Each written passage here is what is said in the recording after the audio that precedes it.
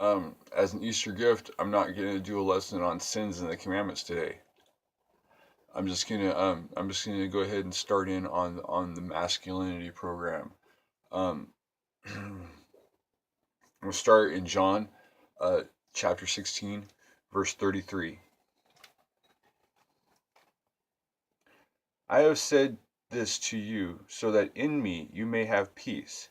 In the world you face persecution, but take courage. I have conquered the world.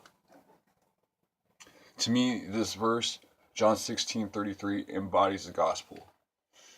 The gospel, and when I say gospel, I mean the good news. There's two meanings for the word gospel. Gospel can mean absolute truth, and it can also, in the Christian context, mean the good news, as it's explained in doctrine. So I think that the good news is that Christ has already fought the battle, and that the parts that we deal with are for a big part psychological. The fact of feeling defeated at times, and sometimes by our own sin, makes us steer away from the fact that Christ has already completed this. The truth is, as far as being a Christian is concerned, is that Jesus Christ is the creator in the flesh. And you can try to explain that any way you want, but what it really boils down to is that Jesus is the creator in the flesh. And that's what the Mormons don't understand, and that's what the Jehovah's Witnesses don't understand. And I always tell them, as soon as I see them, I say, if your God doesn't love you enough to come here in human form and suffer the sufferings that we suffer as humans, then your God is not the same God as mine, and I don't want any part of it. So for the first reading, I'm going to take you guys back to the first psalm that I started with when I first brought my Bible back from the library. Psalms is where we're going to be for a lot of the time for the next couple months. Psalm number 27 is the one I'm going to read you today.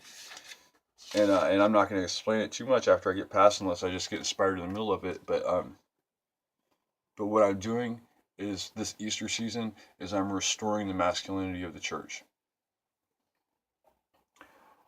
Psalm number 27, Triumphant Song of Confidence. The Lord is my light and my salvation, whom shall I fear? The Lord is the stronghold of my life, of whom shall I be afraid?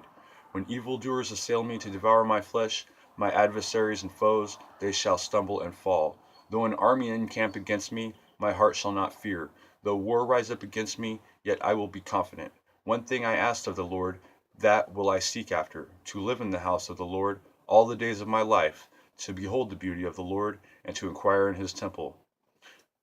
For he will hide me in his shelter in the day of trouble. He will conceal me under the cover of his tent. He will set me high on a rock.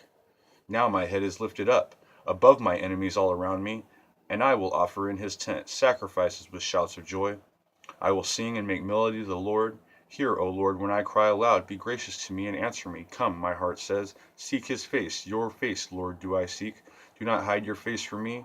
Do not turn your servant away in anger. You who have been my help, do not cast me off. Do not forsake me. O God of my salvation, if my father and mother forsake me, the Lord will take me up.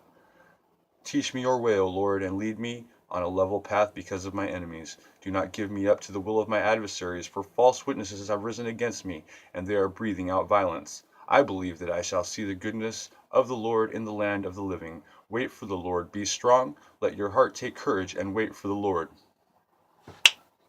Good news this month.